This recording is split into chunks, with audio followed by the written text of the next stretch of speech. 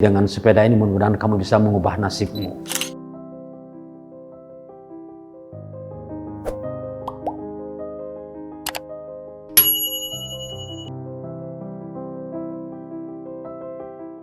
Di program ini sebenarnya merupakan program sosial murni yang lahir setelah saya di CCDE pada saat itu menggagas beasiswa program beasiswa untuk anak-anak yatim piatu.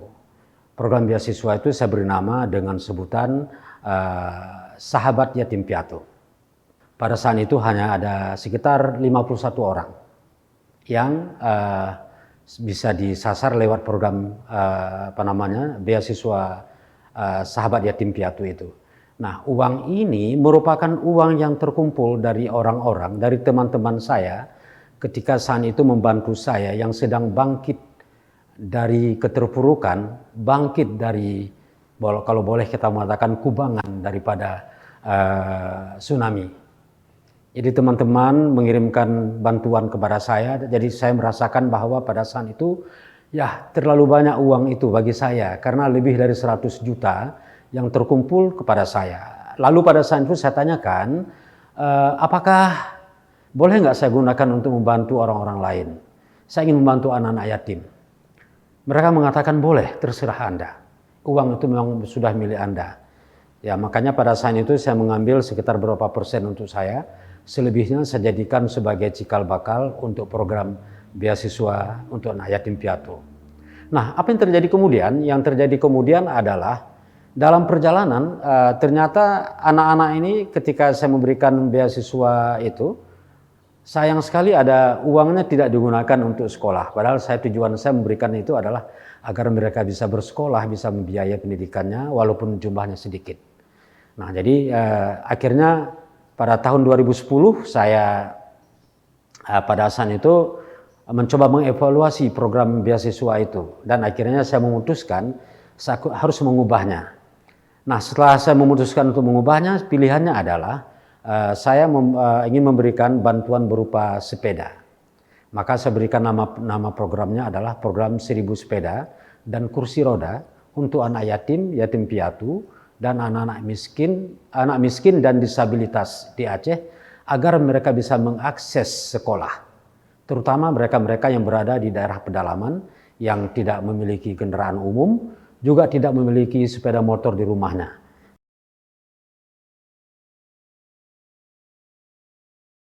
Pertama sekali program ini pada peluncurannya itu dulu saya mengundang ketika ada Ibu Iliza masih sebagai wakil wali kota. Jadi ya pada saat itu saya mengundang beliau untuk menyerahkan bersama-sama dengan saya kepada sekitar 15 anak dari Aceh Besar. Yang kita mulai dari Aceh Besar, lalu kemudian ke Aceh setelah itu baru saya mengantarkan sendiri ke Aceh, ke Pantai Barat, ya Pantai Barat juga ke selanjutnya sampai sekarang ke Pantai Timur, dan alhamdulillah saat ini sudah lebih dari 250 sepeda yang kita serahkan kepada anak-anak di pedesaan di Aceh, sehingga saya dengan senang hati, dengan sangat kalau saya mengatakan kepuasan batin saya bahwa ketika mereka menerima sepeda dengan air mata yang berlinang, dengan mata yang berkaca-kaca, lalu saya bisa menyampaikan bahwa sepeda ini diberikan adalah dalam rangka membangun kehidupanmu. Jadi dengan sepeda ini mudah-mudahan kamu bisa mengubah nasibmu. Nah, jadi ya alhamdulillah program itu berjalan dengan baik dan saya punya seorang teman yang paling baik. Dalam hal ini ada seorang teman yang namanya Lastov Rasmussen. Lastov Rasmussen ini adalah saya bertemu dengan dia tahun 2005 di forum LSM kala itu, dan dia berbicara dengan saya. Ternyata sejak itu sampai dengan hari ini kami masih bersahabat, dan sampai dengan hari ini dia masih terus konsisten membantu program 1000 sepeda. Hal yang menarik bagi saya adalah ketika sebenarnya lumayan capek. Bayangkan misalnya saya mengendarai mobil mulai dari Banda Aceh sampai ke Sinudun atau sampai ke Nisam, di mana saya tidak tidur di hotel. ketika malam tiba, misalnya sudah terlalu ngantuk, saya tidur di mana, di saat pinggirkan mobil, lalu tidur di misalnya di SPBU, atau bisa di depan warung kopi sambil menunggu pagi, karena paginya akan mengantarkan sepeda kan. Apa yang membuat sebenarnya itu cuma capek, sampai ke Senudun, sampai ke Nisam, Pidijaya, ya melewati gelap malam. Jadi sebenarnya inilah sesuatu yang sangat melelahkan. Tetapi ketika kita bertemu dan mengantarkan kepada anak-anak, sambil kita menyampaikan pesan dan membuat diusap-usap di kepalanya, saya juga terkadang meneteskan air mata ketika melihat kebahagiaan mereka.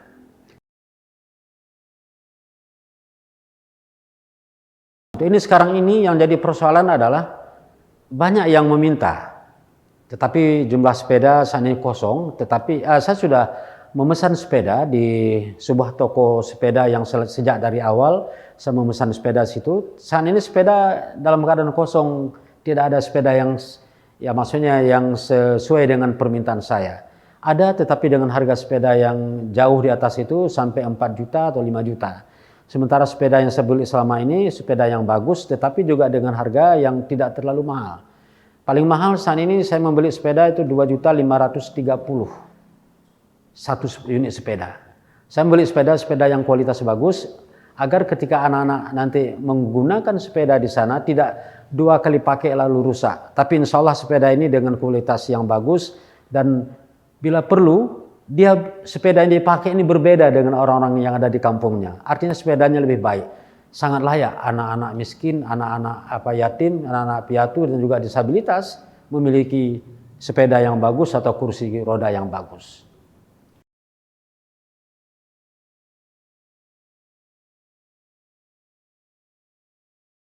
Selama ini saya juga menyebarkan di sosial media ya tentang program 1000 sepeda ini. Setiap kali saya misalnya mengantarkan atau anak-anak menerima itu saya posting. Tujuannya bukan untuk kita kalau kita sebut mungkin show off, tetapi sebenarnya itu adalah bentuk daripada bagaimana kita ingin mengundang orang untuk bersama-sama dengan saya membantu. Nah, kalau untuk dihubungi bisa hubungi saya di Potret Galeri ataupun di majalah Potret, bisa lewat email, bisa juga lewat telepon saya di 0811 68 5623. Jadi bisa hubungi saya. Belajar adalah kunci untuk membangun kehidupan. Anda ingin mendapatkan kehidupan yang lebih baik, maka belajarlah. Belajar, membaca, do it again, practice again. Milikilah pengetahuan, keterampilan dan sikap yang optimis untuk membangun kehidupan. Nah, apalagi saya terus terang saya juga berasal terlahir dalam keluarga yang sangat miskin. Jadi makanya sebenarnya apa yang saya lakukan selama ini paling tidak saya bisa membantu diri saya, dan saya berniat lakukanlah sesuatu sekecil apapun, mudah-mudahan itu bisa memberikan manfaat bagi diri Anda dan juga bagi banyak orang. Semakin banyak orang yang Anda bantu sebenarnya semakin mudah hidup Anda. Ini yang saya coba bangun dalam prinsip hidup saya. Karena salah satu prinsip yang saya bangun juga bahwa ketika dulu pada tahun 79 setamat SMP, saya berangkat ke Banda Aceh untuk melanjutkan pendidikan. Berangkat tidak sama seperti orang lain. Saya berangkat mungkin hanya dengan beberapa bambu beras dan membawa tikar untuk bisa hidup di sebuah asrama. Dan saya pada saat itu waktu SMP saya sudah berniat, saya mengatakan, ya Allah, aku ingin hidup lebih baik daripada orang tuaku. Bukan daripada orang lain, tapi dari orang tuaku. Kenapa? Karena memang kehidupan orang tua saya memang sangat miskin. Jadi akhirnya saya berniat untuk merubah kehidupan. Dan alhamdulillah Allah memberikan saya jalan. Kuncinya adalah tetap selalu teguh belajar dan belajar.